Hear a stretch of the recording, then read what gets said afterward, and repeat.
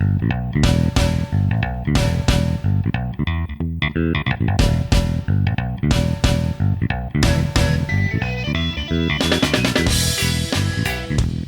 and welcome to Expected Value, the podcast that goes inside the sports analytics world. I'm Paul Carr from True Media.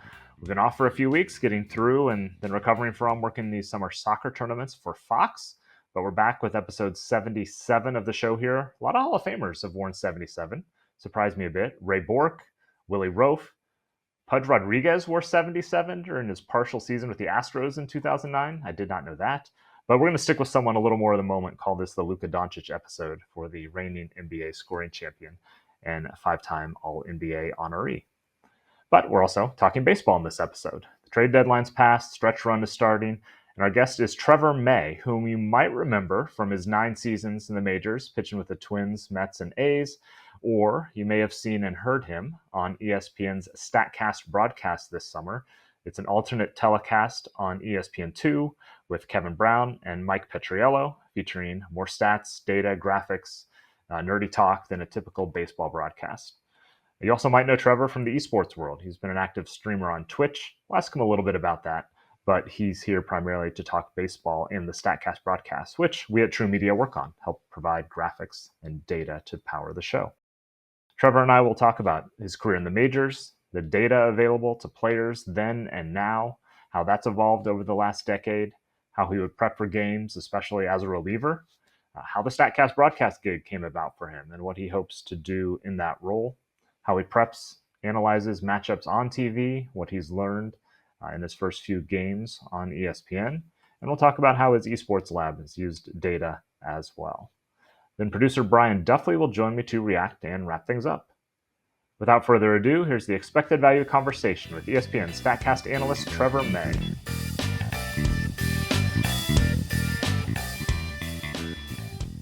We're joined now on Expected Value by Trevor May, ESPN Statcast analyst, pitched 9 seasons with the Twins, the Mets, and the A's in the majors. Trevor, let me start with before you got to the majors and kind of trace your data path, since that kind of parallels the Statcast era of MLB. Before you got to the majors, you're in the minors, you're progressing through there. What data-wise, what did you have? We're talking about a decade ago. So what data were you starting with then before you got to the majors? Nothing really. Statcast didn't really become a thing until 15. I got called up in 14. Yep. It was a lot of, we used video, bats. So as per someone, a lot of teams still use bats, but it was a lot of manual input of pitch locations, and then velocities and stuff were through a paper chart after the game. So there was just a guy up there with a gun getting all the velos, and they put it in there, and movement stats didn't exist yet. So not at least in terms of tracking by a team, but people were testing it and stuff in 13 and 14. But yeah, there was really nothing. So it came down to full eye test sequencing, setting guys up was commonly used. And I'll be honest, until numbers started to come out, it was a little shooting in the dark for me anyways, as well, because I wasn't quite certain why some of my stuff was successful and why other stuff wasn't. So there's a lot of the typical, you start them inside, then pitch them away and change speeds, just kind of your typical, what you hear that may or may not have been accurate for different people, whatever. The best pitch in baseball is a 4-seam fastball down on the way. No, it's not. It's definitely not, but it wasn't really true that either. So you get to the majors in 2014. Said Statcast era starts the next year from an official MLB tracking standpoint. Over your decade in the bigs, how did you kind of evolve data wise as far as what you want, what was available, and what you were looking for as a pitcher? Well, it started with a conversation with Josh Kalk, who came over, who was the head of innovation in Minnesota. He came from the Rays, part of the initial Rays kind of introduction of a lot of this stuff, and just kind of having conversations with him about it. And he said something to me that was really interesting, that really and it stuck with me, that gave me a good idea of how this whole thing, what the premise is behind why the stats revolution was happening. And it's just, what currency does the game of baseball trade on? Runs. And so it's pretty straightforward. If you think about it, we are bucketing into how to prevent runs and how to score runs. And that is the goal. That's how you win the game. That is the goal. The most simple way to put it is that way. And there are now statistics, and everyone does that differently, but there's statistics that are showing how guys do it. And we're able to develop our philosophies based on that, like our team philosophy. Which way do we think is the best way to do it based on the trends in the game and all kind of stuff? Data helps solve all of those problems. That was the very beginning. But when he said, what currency does the game trade on? I was like, okay, so name the game. It simplified it for me. Preventing runs. So then I became fascinated with what statistics allowed me to prevent runs the most, and then what analytics, like what movement profiles and stuff on my pitches, also helped me prevent runs. So I just kept applying that to every single question I asked, and I started to paint a picture really quickly. So, and then I had Jeremy Hefner there, who was great at, and at the time he was in the analytics department, great at translating onto the field. Like, what does this mean when I'm seeing something with my eyes? What could possibly be happening with the movement stuff? And then I just got all the, I was just so open to it. I was like, give me all the machines, tell me what I'm doing, all the stuff I want to understand. So that's where it really started. And then I just kept piling on, finding people who were really interested in it first in the organization, because not everyone is, like other players, but also, the people in the training staff that are more interested in that approach to the training regimen, people in the weight room that are more interested in that type of stuff for their training, or in the weight room stuff. Like, and I gravitated towards those people, and through conversations I was able to make adjustments really quickly. But and then I got good at spotting patterns, why something wasn't working that was working the year before. Stop trying to get it back, and just know the trends of the game move so fast that maybe I just need to adjust in a different way. And that's kind of where I got to at the end. Do you remember, was there a specific kind of light bulb moment for you where, I don't know, maybe a stat was revealed or whatever it is, where it's just like, the scales fall off your eyes and you feel like you're seeing with prep or analysis in different ways? The concept of ride, we had been calling something an invisible, or we don't, like, I had a guy named, it's so funny, I played with a guy in the minors named Julio Rodriguez. He's a pitcher, and he's righty, from Puerto Rico. Did not throw hard, but had the weirdest, like, cutting, like he could throw 89, 90 right down the middle, and guys were just under it. And it was very similar to like Chris Young, big 6'10" Chris Young. He had this weird riding, cutting fastball at high 80s and a low approach angle, but a really hot, like really tall guy. Julio was the same way. And we were like, he just throws invisible. We don't know. Well, it turns out he threw like a 0 horizontal, like 21 vert fastball at 88. And that was playing. And then he got to AAA, and he just didn't throw hard enough to do what he was doing. He didn't have good enough command. He had a big curveball and no changeup. So it was like, he got exposed later as guys started to figure out what that was and had to get on top of it. But he was just getting crazy strikeout numbers with that pitch. And so once I'm like, why? They keep telling me to throw strikes, but like, why do I get so many swings and misses up? Like, why do guys chase my fastball up so much? What's going on? And as soon as they told me, oh, this is why, then I was like, oh, then what else can I use to explain all the other stuff? And it kind of just snowball rolling hill. But that was the first one. That was like this is a whole new world. Like, I walked through a door, saw some stuff that I didn't know was there. Is it ever, for you or others, like, is it ever too much information, where you're getting in your own head or overthinking things or looking for things that aren't there or whatever it might be? Is there ever too much as you're trying to go through everything? Sometimes, yeah. Sometimes there's just not anything there. And I had to learn that. That was a guess and check kind of situation. Sometimes it's just they beat you. But I felt like I got to a point where I was able to go through a checklist and have an idea of what basically how the checklist worked. I would always be like, was this my scouting report? Like, was my plan wrong? Was I wrong about something there? And I'll check that. And then I'll be like, how focused was I locked in? Was my head somewhere else? Was I worried about something? No, that's fine. And did I execute the pitch? Did I throw it where I wanted to? And if the answer is yes, and they still hit it, then you just tip their cap. But the answer 97% of the time is one of those three. So once that happened, it became like pretty easy it became easier to get out of overthinking quickly. But yeah, it still happens sometimes where you're just like, oh, I have to find this thing and I have to find it quickly. Or like sometimes I thought I was tipping and I couldn't find anything specific. But I changed a couple things just to see.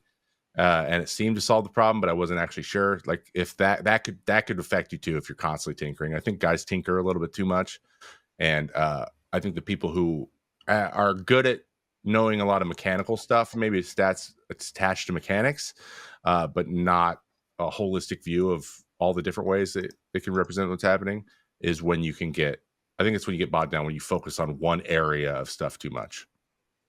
You started your MLB career as a starter and then evolved into a reliever for the latter part. What's different about the prep process for a game as a starter versus as a reliever for you?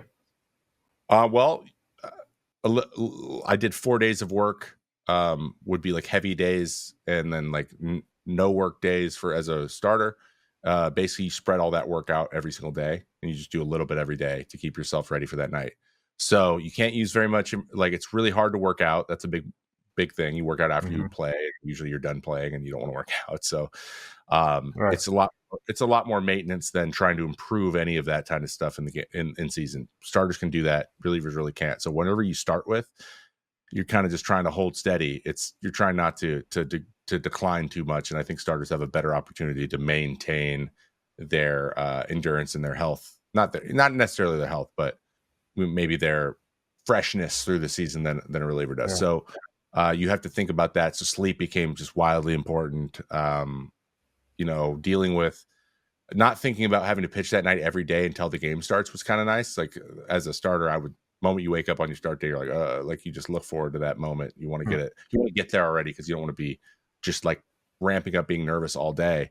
And it's that to a little bit of a less degree as a starter, but as a reliever, but it's every day. So those things were the harder parts, but everything else I kind of took in stride. The mindset thing, the going out and adding velo and competing and just getting like really, really digging deep. If you got to get out of an inning, you just had to throw that 1-0.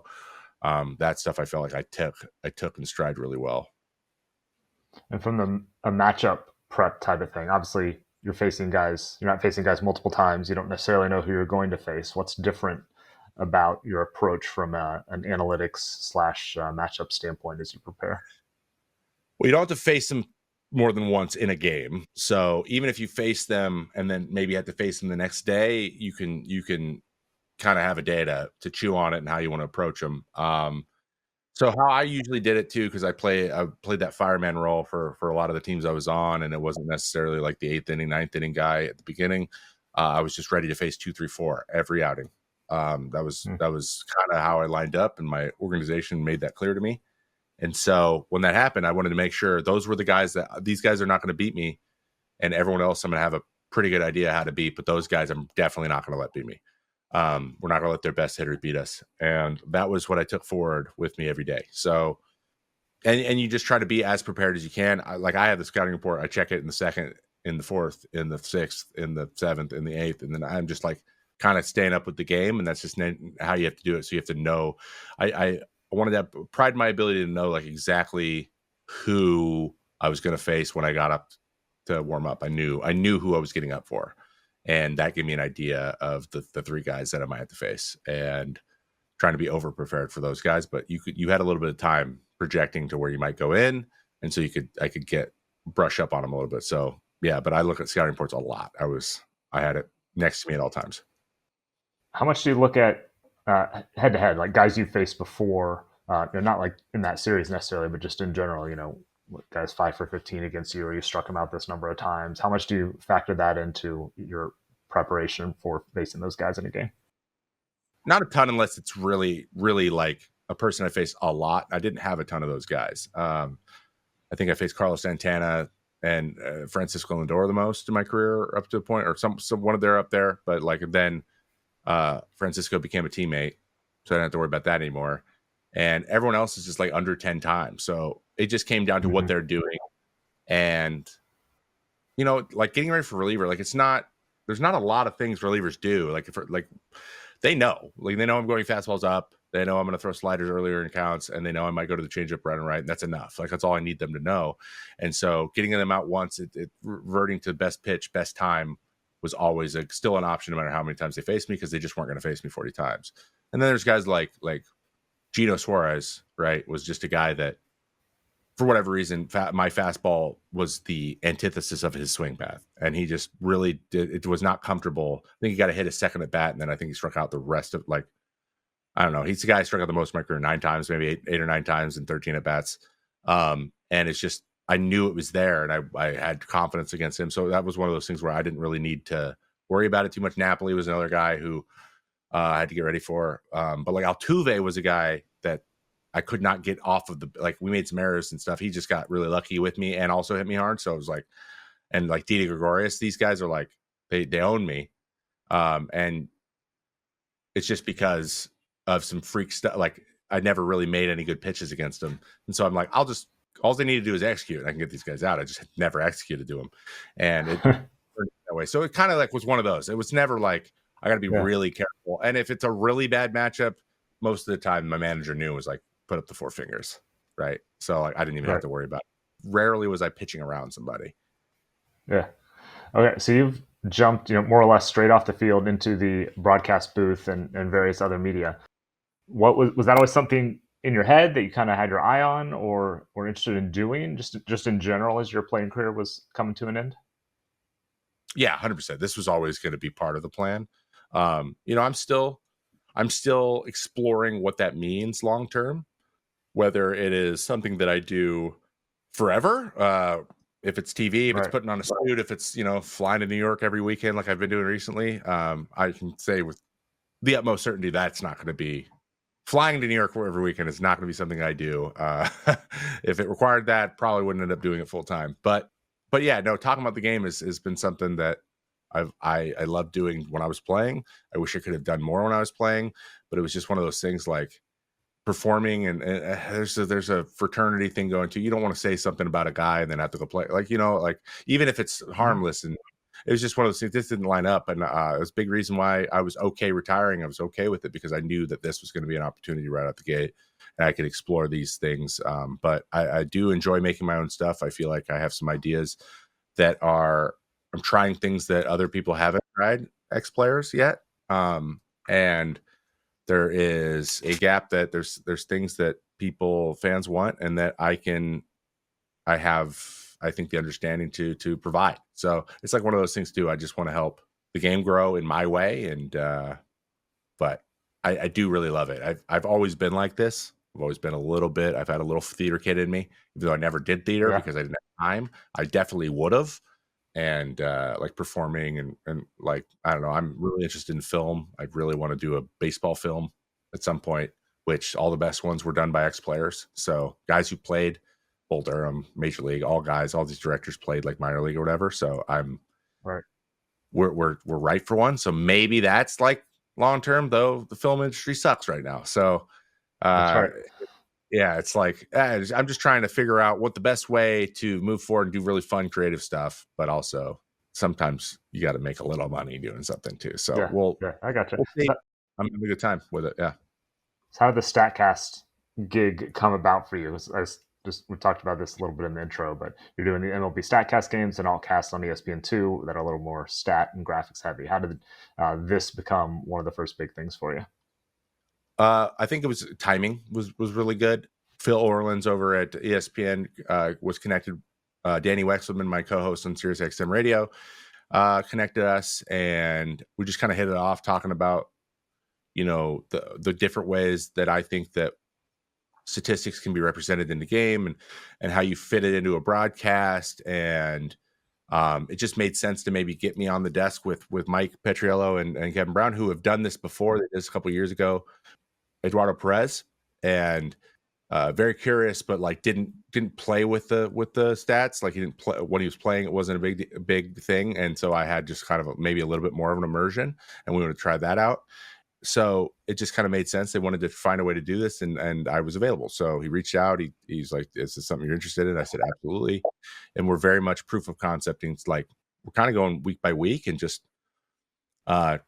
trying to come up with creative segments and things that fit between, I guess, commercial breaks and TV and all that kind of stuff, which is it's proving to be the biggest challenge I'm noticing. And it's fun. It's getting my feet wet. But yeah, the TV aspect of it really does make it uniquely difficult to talk about, to make complex things that can be complex more simple without oversimplifying them, which I think a big problem is these things are oversimplified, but it's because of TV. So we're trying to figure that out, but that's how it kind of came about. And I mean, ESPN, I realized was maybe a plan B dream in my head. That growing up, I loved it. Watched SportsCenter. It's a big reason why I played professionally is because of the ESPN ecosystem when in the early 2000s when it was huge, right? So being able to get on the desk on ESPN, that's just like something that someone like me would love to do. Yeah. No, I spent 10 years in their research department, so similar feelings from a behind the scenes standpoint. I guess you touched on this somewhat. What else have you learned, I guess, in your, I think 3 Statcast games officially so far? What else have you learned more from the just kind of the TV mechanics angle, stuff like that maybe you just hadn't experienced before? Yeah, it's cadence, having a conversation. It's harder to have just we're just hanging out watching the game kind of conversation, like a Manicast situation, which I prefer. But the reason you can't do that is because you're going to be constantly stopping conversations in the middle of them to get to go into a break. So you have to tighten up your banter, which it's kind of anti-banter, having to fit it in a window. And so that we're trying to bring that a little bit more, but it's with statistics and little hitting on points here and there. But we're at a time now still where a lot of these things need more context, and finding time to get that context in without it being after a break where people got up, went and got a drink, came back, and now there's different people there. They're like, what were they talking about before? That's something we're realizing that is hard to do. And sometimes the game's going really fast, or you have a guy like Justin Steele out in the mound who throws the weirdest repertoire of stuff that it's very hard to explain movement wise anyways, because it's just weird. It's so hard because he's getting it out in 2 pitches over and over again. So you're and you don't have time. So we're figuring it out, but it's fun because the cadence between, for example, the last 2 shows, who did we do? We did the Yankees, Red Sox, and then to the Cubs, Cardinals. Completely different games in terms of timing and stuff. First one kind of lined up really well to get all of our stuff in, and then the other day it was there were some really quick innings and one really long one in the middle where should we start talking about it in a subject or not, or should we just let it play out? Or it was kind of figuring that stuff out is biggest challenge for me, definitely being new to all of this. What's different? You're taking some of the same stuff that you would look at as a player, I presume, and presenting it to a completely different audience than other pitchers or guys on a team or something. So how do you approach that to explain things differently to a different kind of audience? Yeah, that's a great question. I'll let you know when I figure it out. Trying all kinds of things, and I'm trying to associate it with things that they've seen before or they see in games that are just normal. What are how do you explain normal baseball events in a statistical way so that we're building people's baselines? So they see something happen, they can associate a number just naturally in their head, even if it's super simple, oh, that was hit softly or hard, so that's probably a high X velo or a low X velo. There's a velocity associated with that. I want to know that. Just they don't need to think about the number itself. Just know that exists, and that's what we mean. And creating those connections is what we're doing here at the beginning, because that's necessary to then get the interest in the other stuff. Okay, I know what that means. I know this number is generally better than this number in this type of situation. So he might throw something like this to get this kind of outcome because this is the outcome he wants, and you can associate what the numbers are to get those things and what they do well. If a guy gives up soft contact all the time and he needs double play, he might be a good guy to get it double play. Not just I throw ground balls and therefore I get double plays. It's a little bit bigger than that, and we're trying to figure that out. And that's just going to take lots of reps, lots of practice, and so I've tried to write scouting reports out with not a ton of information on there, just some a quick, strike zone up there, and he wants to throw these here, he hits them here, see this overlap, pay attention when a ball's thrown there, that kind of thing, and go from there. So we've hit some, and I think we've missed on a couple, but I think it's overall it's going well. Yeah, you kind of led me right to the next thing. Is you're prepping for batter and pitcher matchups on TV. You did similar things as a pitcher. What are the differences in those two approaches given the different use cases that you're doing with the information? Well, I have infinite time to explain it to myself, my reasoning behind my Mhm. ideas, and a lot of times it's pretty involved, and I'm a little bit ADD, kind of can bounce around and like see these things. I'm a very visual person. I like imagine it in my head, and not everyone does that. So it's a unique. It's how do you simplify it without oversimplifying it, which I think is the problem, and we're trying to find the sweet spot. So yeah, like not, dumbing down isn't right. It's like simplifying what the types of things that I'm trying to do, the core concepts, Right. because once you understand like how most pitchers make decisions, like what the general purpose of their decision making is, then you can kind of just extrapolate from there. And that's what I'm trying to establish. Like, this is why these were my defaults. And so this is why I chose these pitches this way. And these are this guy's defaults. And this is why he might choose this is why he should choose these pitches, because they will function within what he does default naturally well. He doesn't have to throw a bad pitch to a guy, his fourth pitch to a guy, just because he sees that he doesn't handle four seams well. This is how you pitch to your strengths against their weaknesses to the best ability. So that's what I'm trying to do. But again, look how long it just took me to explain it to you. It's Right. Right. Now say that same thing in 10 seconds. This is your job now, that same right? thing in 10 seconds, and not be like, oh, he should throw this to get under his barrel. I said that the other day. I was like, well, that's not even me. Like, I just said that because it was sounded nice. And I'm realizing how often you kind of have to do things and say things that sound nice because that's all that you have time for. Any other kind of big takeaways you've had from working in TV that's maybe different on the inside than from the outside?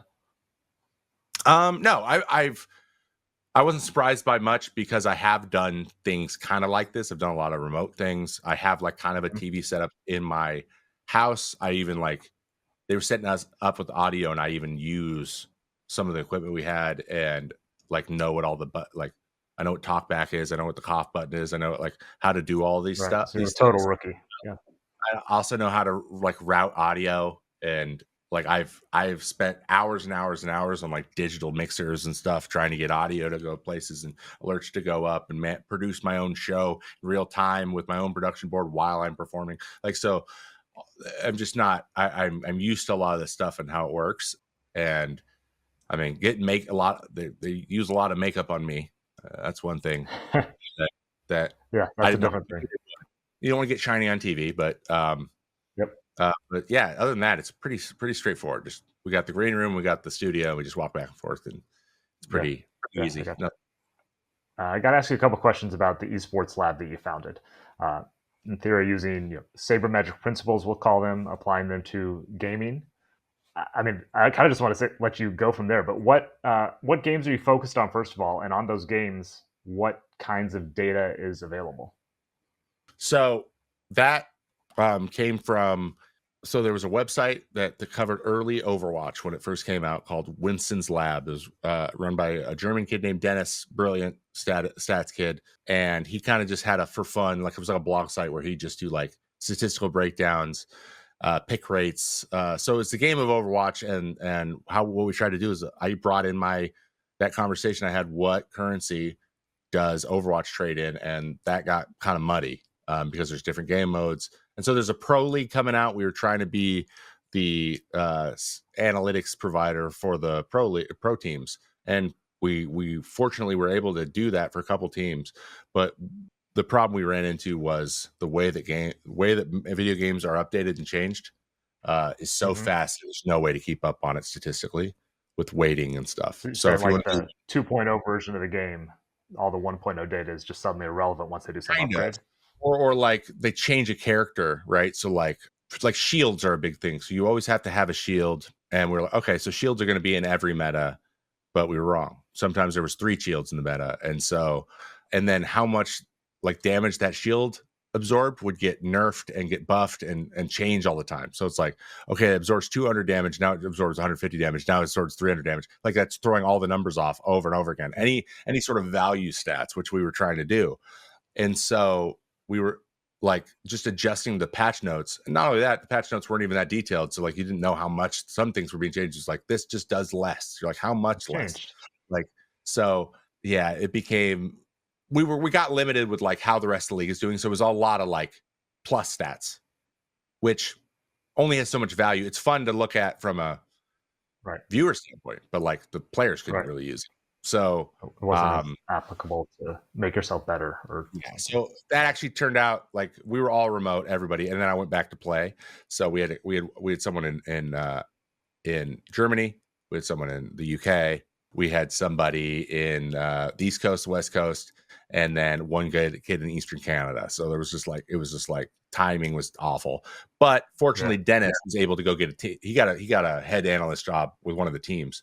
And I believe he's still doing it right now to this day. So that worked out. So the teams they're still able to use the data to some degree. And is it for opposition analysis more, or are they self-analyzing? So they do things called scrimmages. They do scrims where they'll play against the other teams in the league, like in friendlies offline, to test things. Like they'll test characters. Some organizations have better relationships with others, or they'll go internal scrims and they'll record them and then go watch them back. And they want a bunch of data from the games as well. And that's what it came down to. It came to like video analysis and then getting statistics from the video to make positioning. Like when we go over here, we all take this much more damage, that type of thing. Which that in terms of like making that universal, it just became so hard because every team cared about different stuff. Basically working with a team just became more of a viable thing. And that's why he inevitably ended up doing that. It was a great decision for him. Okay. Specific goals. That makes sense. All right. We're going to wrap things up with our playing favorites segment. Just go through a number of your favorites. Your favorite number and why? My favorite number 7. It's prime. And Joe Mauer added to that. I liked Joe, but I graduate Trot Nixon's a 7, I believe. I had a soft spot for him playing. He was. I always liked the Trot Nixon type player for every team, like the 6-hitter, gritty, stays healthy. Is not a liability. Good solid player. The Mark Cannas of the world. Those are my favorite players. Right. Professional hitter, sort of. Professional hitter, a little bit, yeah. Katse was another one. I liked Katse a lot. There you go. So he wasn't number 7, but yeah, so that's kind of where it came from. I just gravitated towards it. And I think it was me grabbing a number that all my friends didn't. Like, so they were like, I love 24, Griffey, or I love 2, Jeter. Like, I'm not going to pick 3 for Griffey or Jeter. Like, yeah. So cliche. So I wanted a number that was a little bit different. I felt like 7 was good. And then it's also one of the safest numbers. If you rate something 1 to 10, you're like 7. Favorite player of yours as a kid, whether it's one of those guys or someone else or even a different sport, just your favorite player? Favorite pitcher is Nolan Ryan. I modeled a lot of the things I do after him. Close second would be Randy Johnson. We have nothing in common other than being tall. But be Mariners dominant, like he's the guy that we all loved. And then my favorite position player was Edgar Martinez. Seattle guy. Yeah. Big fan. Favorite video game? Not necessarily the best, but just your favorite. Let me give you top 5 because I've gone through phases. I would say Fortnite is up there all time. I have thousands of hours. World of Warcraft, tens of thousands of hours. That was my first love.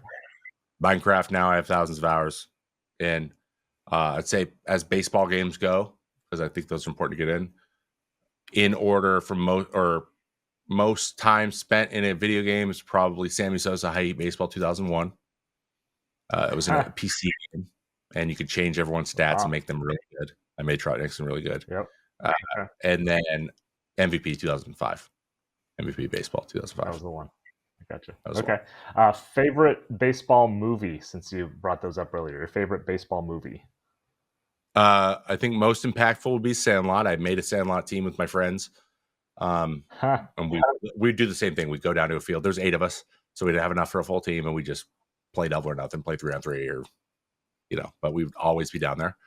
Major League's one of the best comedies, and I was like, oh, is this what the majors are like? And it kind of, yeah, a little bit. I mean, Bull Durham's up there, Field of Dreams and stuff, but I'd say Major League, Sandlot, and probably Rookie of the Year, just because it was like I was a kid. And that was like the kids love that one. Prime age range there. Yeah.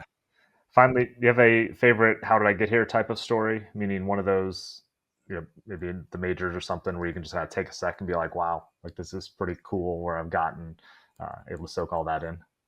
My first time when Miguel Cabrera came up to the plate, I was like, "I got to get this guy out." Like I gotta. That's Miguel Cabrera. And then B Mart's on deck, and then JD Martinez is after him, and is like, this is not fun. This isn't very fun.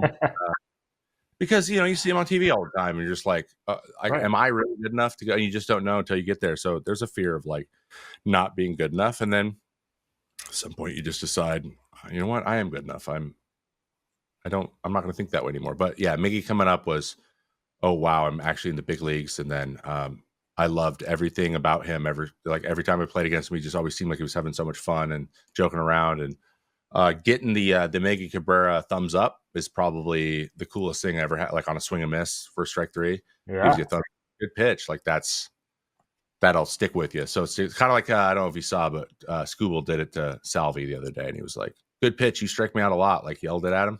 Yep. When guys have fun like that and give you props, that's when I knew that I was here and that I was good enough to be here. That's great. Good story to end with. All right, Trevor May, ESPN Statcast analyst. Thanks for joining us here on Expected Value. Of course.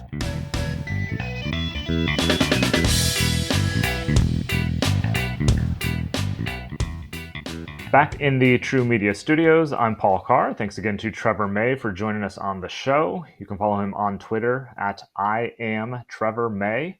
He has links to his podcasts, his videos, and other work he does there. And of course, catch him on ESPN Statcast broadcasts. Mariners and Mets this coming Sunday on ESPN2, and potentially some more broadcasts later this season. I'm joined now by producer Brian Duffley. Usually I tee it up for him to kind of give his takeaways, but let me start just because this stats TV world is it's been my professional life. So I could talk about this for the whole show if we wanted to. But to what Trevor talked about, the challenges of getting information across, and the time constraints thing, I think cannot be overstated. 10 and 15 second bites between pitches or whatever it might be is all you often have to say things. And there's also the eternal balance, and you'll hear different things from different people about dumbing it down or not. I mean, personally, I think dumbing it down is a terrible idea, especially if you have a Statcast broadcast. That's the whole point of the thing, is to be different. But there is the challenge of if an audience and announcers, for that matter, are used to saying things or hearing things at level A, you can't suddenly jump to level Z and expect kind of everyone to keep up. So it's figuring out how to explain things in digestible ways and easy to understand ways. And, it's just like, when Trevor's talking about esports, he's using words that I might not be familiar with in that context. And you can't do that same thing on a baseball broadcast. So it's just figuring out how to take these stats and, okay, what does this actually mean? And, his vertical break is this, and that, his pitch is just staying up. So using things like that. We did a ton in soccer at ESPN. Things like expected goals are starting to come around, and it's really just a proxy for shot quality. And, if you just translate that into, hey, they're not taking good shots, and if you want to throw that number out to back it up, that's fine. So it's not a science. It's definitely more of an art trying to figure out how to relay information and new types of information in ways that are both easy for an analyst or an announcer to understand, and for that person hearing it on the other end to understand. So there's my little bit of monologue to get things started. Brian, any thoughts on that or other things that Trevor said? Yeah, it's not something that I've really ever experienced working on TV constraints or just what that world entails. But I will say real quick, understand that you're in a minor league role. You have been where you're relaying information to players. There are a lot of similarities between that analyst type of role. The time constraints are different, but you have to take, I'm sure you have stories where you take information that's complex or a lot of it, and you got to boil it down to get it to somebody, which is kind of the same thing. Yeah, absolutely. There's a lot of that takes place with players, and kind of we talked about a little bit in the past, I know, with Zach Stovall last podcast we did, and how different players from different walks of life just digest info differently. So trying to understand how to present it to them is 100% the case. And that is even harder, I would have to say, on a TV scale, because it's like you're going to never be able to satisfy every single person watching the broadcast because you're just trying to hit as many people as possible at that point. Where if you're talking to players in a minor league or major league setting, wherever, you can one-on-one find out what they value. If they really don't want to hear certain numbers, you can just not include them. It's fine. You just say, hey man, by the way, this is what your fastball does. And if they don't want to hear it, then just leave it out. But on the broadcast, it's like you're not getting that initial feedback from all the viewers. So at the same time, you can scroll Twitter between commercial breaks and get an idea of what people think about your segments. But realistically, there's just not that instantaneous feedback. And it's way harder to actually gear it towards certain individuals. So at that point, you shouldn't try. You just have to hit as many people as you can. Yeah. Yeah. A lot of times, different producers and such, some I've heard say is like you have to figure out who your target audience is, not in the sense that every single person, but more like think of someone you're trying to explain this to. Maybe it's your dad, maybe it's this friend or this former somebody, and kind of find that person who's kind of in the middle. Maybe not the super nerd, but maybe not the hate stats guy, but and talk to them is one way that I've heard people describe it. So everyone's got slightly different ways on how to express it well and at the right level. But that's one thing. So it's kind of to your point on players. You're doing that exact thing rather, but it's easy one-on-one. But thinking that same way, sort of when you have a much larger audience, is one way that I've seen a lot of people have success trying to get complicated information across. Something that I noticed looking at the first Statcast broadcast from a couple Sundays ago was just trying to see some of the engagements with True Media and what people had to say about it, and legitimately seeing tweets on top of each other, one after the other, of one being like, I love this broadcast. This is a great implementation. I'm learning so much. And then the next one saying, this is the most pointless thing I've ever seen. Yeah. ESPN should, cease to exist. And it's like, this is what you're getting out of a alternate broadcast. It's like, you could watch the regular broadcast if you hate it that much. I will say this goes for pretty much any altcast. You will find people who don't realize it's an altcast, because you just pick whatever ESPN baseball off your DVR or whatever it is, and just don't know that one channel up is the normal broadcast you're looking for. So yeah, those are always the ones that you kind of laugh at, and you're not even taking it with a grain of salt. You're just throwing it right out the window with the salt or whatever my terrible analogy is. Those are always funny. It's just like there are always going to be people that are a little bit not incompetent, but just ignorant of, there are other options here. I don't have to watch this if this is not my forte. Like, to me, when the Manning cast rolled out, and that was like the big, I'd say, public one that we saw of just kind of the sitting in the living room with them, listening to them talk about football, like kind of idea that, Trevor referenced that we're going to be seeing a lot more of, I think, is more broadcasts trying to replicate that. Like, to me, it's not really the way I like watching sports, but I would never like tell someone that it's stupid or like, I could just change the channel. But like, if someone doesn't know that and they're like, why is Peyton Manning talking to, Marvin Harrison on the broadcast and he's telling some story from 2005 when like the team's about to kick a field goal. On. Yeah, exactly. It's like, I want to hear about what's going on my screen, not some story that their guest is sharing. But it's like, if that's the kind of way you want to digest it, like, more power to you. I'm happy that there are more ways now to like watch sports, because if you want to grow the game, like, just having more methods will always be ideal, just because you're going to, hit different fan bases. And that's what you're just kind of saying with like trying to satisfy everybody. It's like, there's not ever going to be a single broadcast that is perfect for everyone. But if you can give a couple of different options, maybe you now just widen that base by a good margin. And it's such a good incubator for ideas from a TV perspective, meaning no one is saying the Statcast broadcast or the Manning cast or whatever should be the A broadcast, the main one on ESPN. But, ideas can trickle over from a Statcast standpoint. If they're using these, maybe someone sees a heat map and like, we could put that on the main broadcast. We're not going to have them in the sidebar every single time, but it might be something nice to have in our back pocket to throw on for just the right time or when the perfect thing comes up. And from a data analyst, stat nerd standpoint, like that's what you're looking for. It's just this opportunity to make things a little bit more public, get people a little bit more used to them. And, 20 years ago, we didn't see I don't think we saw slugging on like the lower third font of every batter, let alone something like OPS or hard hit average. And you watch, local broadcasts or national broadcasts now, and it changes a little bit. There's just a few more different things. Obviously, whether it's the velocity is on TV, you see vertical break and horizontal break on scoreboards at games. So just little things here and there where, again, this is not the focus of a broadcast or the main broadcast, but you try stuff on these altcasts and it makes everybody, I think, a little bit smarter and just gives you more tools to play with, both on that one and the main one as we go forward here. So there's a lot of smart people working on these broadcasts too, where like the reason that so many main broadcasts are the way that they are is through years and years of trial and tribulation, understanding what really appeals to the general public.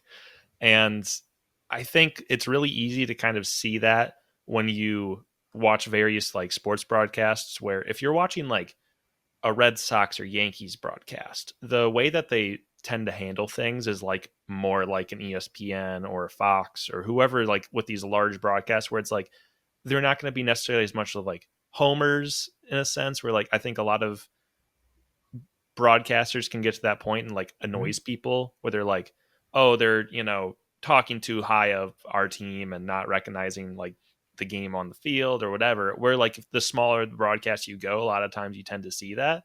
And that's not like a bad thing necessarily, but it's just like when you are the Yankees or the Dodgers and you're just going to get like these very large viewership numbers, you're trying to keep it like more professional in a way, rather than like just kind of talking about how your team is awesome or getting too like emotionally invested into the game and trying to kind of like have the mindset of we're doing this to a larger audience. Yeah, it's a larger audience. I mean, frankly, it's money also. If, someone working on the Yankees broadcast is probably making a lot more than working on the Marlins broadcast, which can lead to higher quality and things like that. So yeah, a lot of different things going on, but it's a lot more complicated than that. Yeah, like I see Michael K trending a lot more than I see a lot of other broadcasters, because if he says something a little bit like that's too emotion driven or whatever on the field, it's like, oh wow, look at the way Michael K rips in their players. But like you can hop onto like a Nationals broadcast or whoever and just hear like every time some of these guys just really lay into some of the guys on the field, and you're like, yeah, but that doesn't trend quite the same, Yeah, there's a lot of intricacies and differences in TV that are not always obvious to the naked eye. But yeah, anyway, that's another podcast. Maybe we'll do that one sometime. All right, thanks, Brian. Thanks one last time to Trevor May for appearing on the show. Lots of other baseball guests in our archives, including Trevor's fellow Statcast analyst Mike Petriello, player development analyst Lance Brzezowski, who works for the Cubs RSN. You probably saw him on some draft coverage across multiple networks this summer. And we have plenty of ESPN stats and info people. They're involved in these Statcast broadcasts on ESPN, and we've talked to several of them in the past, since that's where I came from before I joined True Media. While you're in the archives, we appreciate any ratings and reviews you can leave for us and any spreading of the word via social media or other channels. You can also follow us on Twitter at True Media Sports, TRU Media Sports, where we share different usages of our stuff out in the wild, other fun stats and notes as well. On behalf of producer Brian Duffley and all of us here at True Media, I'm Paul Carr. Thank you for listening to Expected Value, the podcast that goes inside the sports analytics world.